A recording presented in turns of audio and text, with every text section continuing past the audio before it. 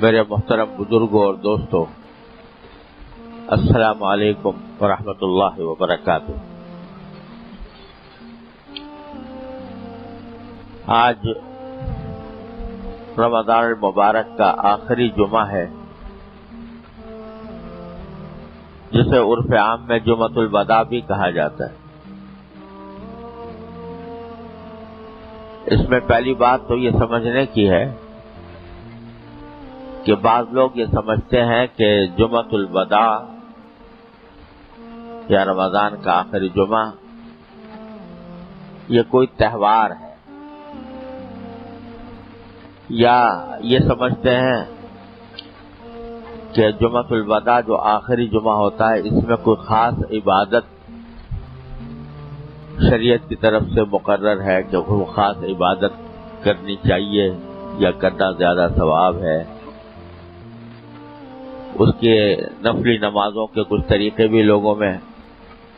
مشہور ہو گئے ہیں کہ فلاں قسم کی نفلی نماز پڑھی جائے، اس طرح پڑھی جائے، فلاں سورت رکعت میں فلاں سورت پڑھیں، فلاں رکعت میں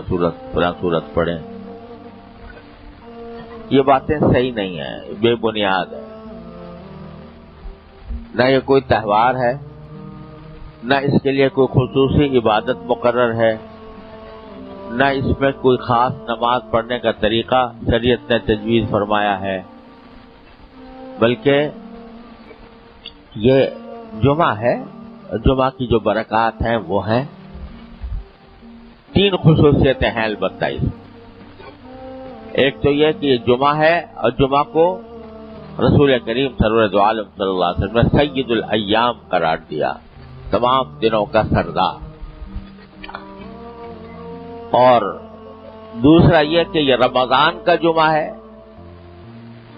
جو رمضان جس کو سید الشہور قرار دیا، سارے مہینوں کا سردار، تو اس کی وجہ سے اس کی اہمیت، اس کی فضیلت اور بڑھ گئی، اس کی برکتیں اور بڑھ گئیں۔ تیسرے یہ کہ یہ آخری جمعہ ہے، جس کے معنی یہ کہ اب سال بھر تک رمضان المبارک کا کوئی جمعہ نصیب ہونے والا نہیں ہے، لہذا آخری جمعہ ہے تو اس کو غنیمت سمجھنا چاہیے، اس کی قدر کرنی چاہیے، اس سے زیادہ سے زیادہ فائدہ اٹھانے کی کوشش کرنی چاہیے۔ یہ 3 خصوصیت بے شک ہے۔ اور فائدہ اس سے کیسے اٹھایا جائے؟ پہلی بات تو یہ کہ اس موقع پر جبکہ رمضان اب رخصت ہونے کے قریب ہے،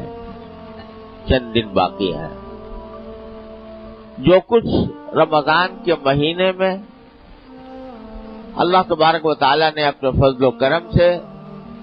کسی عبادت کی توفیق عطا فرمائی، چاہے وہ روزہ ہو یا نماز ہو یا تراویح ہو یا تلاوت ہو یا ذکر ہو یا دعا ہو، اس توفیق پر اللہ تبارک و تعالی کا شکر ادا کرنا چاہیے۔ یا اللہ، آپ نے اپنے فضل و کرم سے ہمیں رمضان عطا فرمایا، اور اللہ آپ نے اپنے فضل و کرم سے ہمیں اس رمضان کے اندر جیسی کیسی ہم سے بن پڑی عبادتیں کرنے کی توفیق عطا فرمائی۔ ٹھیک ہے، وہ اللہ جل جلالہ کے شایان شان ہم کوئی عبادت نہیں کر سکے، نہ روزہ ان کے شایان شان ہوا، نہ نمازیں ان کے شایان شان ہوئی، نہ ذکر ان کے شایان شان ہوا، نہ تلاوت ان کے شایان شان ہوئی۔ اللہ تبارک و تعالیٰ کا جو حق تھا وہ ادا نہیں ہو، لیکن بندے کا کام یہ ہے کہ ایسے موقع پر استغفار کرے کہ اے اللہ،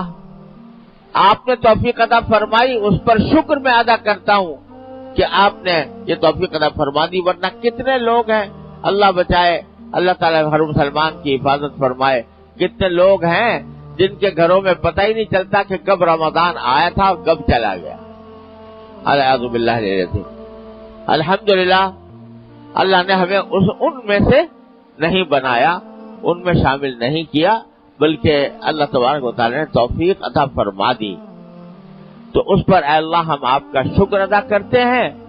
لیکن ان عبادتوں کی ادائیگی میں، ان عبادتوں کو ادا کرنے میں ہم سے بہت کوتاہیاں ہوئیں، ہم سے بن نہیں پڑی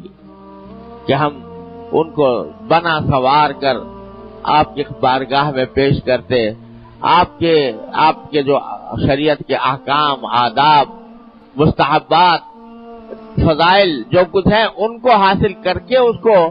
ہم آپ کی بارگاہ میں پیش کرتے، ایسا ہم نہیں کر پائے تو اللہ ہم آپ سے استغفار کرتے ہیں۔ تو دو کام ہیں، ایک اللہ جل جلالہ کی توفیق پر شکر، اور دوسرے اپنی کوتاہیوں پر استغفار۔ اور میرے مالک کا کرم یہ ہے کہ جب بندہ کوئی اپنی طرف سے اپنی سی کوشش کر کے پھر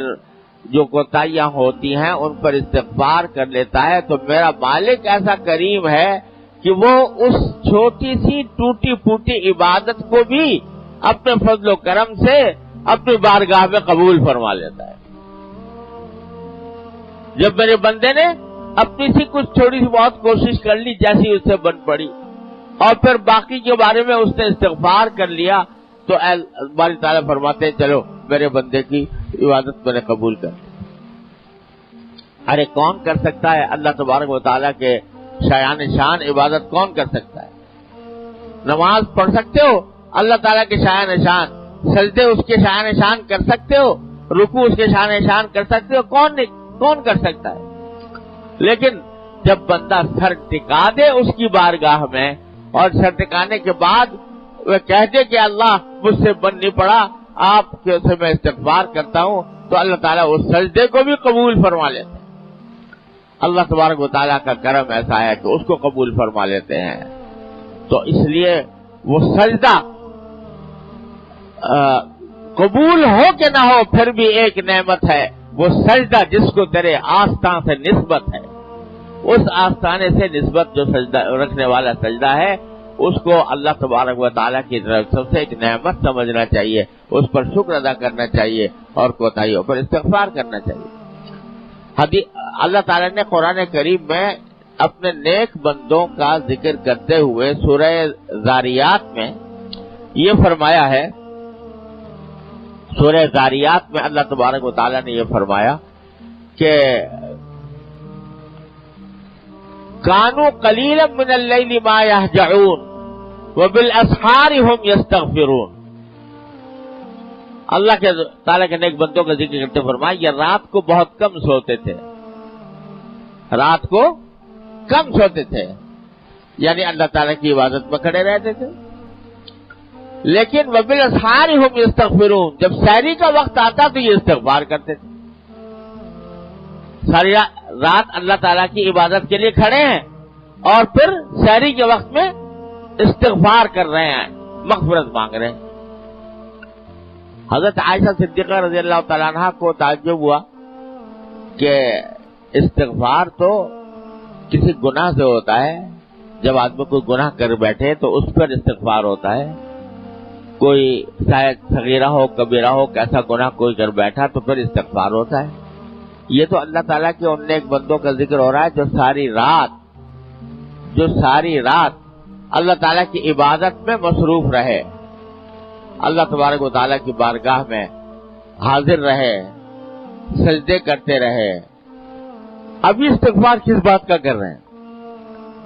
تو کیا استغفار کر رہے ہیں اپنے گناہوں سے جو پہلے کیے تھے یا کس بات سے؟ تو رسول کریم سرور دو عالم صلی اللہ علیہ وسلم نے ارشاد فرمایا کہ نہیں، یہ جو رات میں عبادت کی ہے اسی سے استغفار کرتے تھے، اسی سے استغفار۔ کیا مانا کہ اس یہ کہتے تھے کہ یا اللہ یہ عبادت تو ہم نے کر لی مگر آپ کے شان نہیں بنی، لہذا استغفار کرتے ہیں۔ تو اللہ تبارک و تعالیٰ کو یہ ادا بڑی پسند ہے، اس کا قرآن کریم میں ذکر فرمایا، بندوں کی اس ادا کا قرآن کریم میں ذکر فرمایا کہ یہ رات کو سوتے کم ہیں اور سحری کے وقت میں استغفار کرتے ہیں۔ تو اللہ تبارک و تعالیٰ کو یہ بات پسند ہے، اور پسند ہونے کا نتیجہ یہ ہے کہ جو سب استغفار کر لیا تو کوتاہی ختم ہو گئی، معاف ہو گئی۔ اللہ تعالیٰ کے فضل و کرم سے قبول ہو جائے گا اللہ تعالیٰ کی رحمت سے یہی امید رکھنی چاہیے، اس کے فضل و کرم سے۔ ارے ہم اپنے عبادتوں پر، اپنے کیے پر بھروسہ کریں، یہ تو ہو نہیں سکتا، اس واسطے کہ ہم نے اس کے شایان شان کیا ہی کیا ہے، لیکن اس کی رحمت پر بھروسہ کہ وہ ہماری اس ٹوٹی پھوٹی عبادتوں کو بھی اپنے فضل و کرم سے قبول فرما لے گا۔ ہر مسلمان کو پورا بھروسہ رکھنا چاہیے اللہ پر، اللہ تعالیٰ کی ذات پر، اس کی رحمت پر، اس کے کرم پر، وہ ضرور قبول کریں گے انشاءاللہ۔ ٹھیک ہے، ہم سے بن نہیں پڑتا کہ، لیکن ہم مانگیں گے ضرور اللہ تبارک و تعالیٰ، اے اللہ ہم سے بن تو پڑا نہیں، لیکن یہ جو آپ نے اجر رکھا ہے، روزوں کا اجر، نمازوں کا اجر، اور اس کے جو انوار و برکات رکھے ہیں آپ نے رمضان کی عبادتوں کے، کیا ہم محروم رہیں گے اس سے؟ اے اللہ آپ کی رحمت، آپ کا کرم، آپ کا فضل، اور ہم محروم رہ جائیں؟ ہم آپ ہی کے بندے ہیں، اے اللہ اپنے رحمت سے، اپنے فضل و کرم سے عطا فرما دیجیے۔ اس لیے نہیں کہ ہم نے کوئی بہت بڑا کارنامہ انجام دے دیا، اس لیے کہ آپ نے اپنے فضل و کرم سے توفیق دی تھی، آپ نے اپنے فضل و کرم سے ہمیں رمضان عطا فرمایا تھا، اپنے فضل و کرم سے توفیق عطا فرمائی تھی، اور جب توفیق عطا فرمائی تو آپ کی بارگاہ ایسی کریم کی بارگاہ ہے کہ کوئی چھوٹی سی بھی چیز بھی لے کے پہنچ جائے تو اس کی دل کی اخلاص کو دیکھ کر آپ اپنے فضل و کرم سے قبول فرما دیتے ہیں۔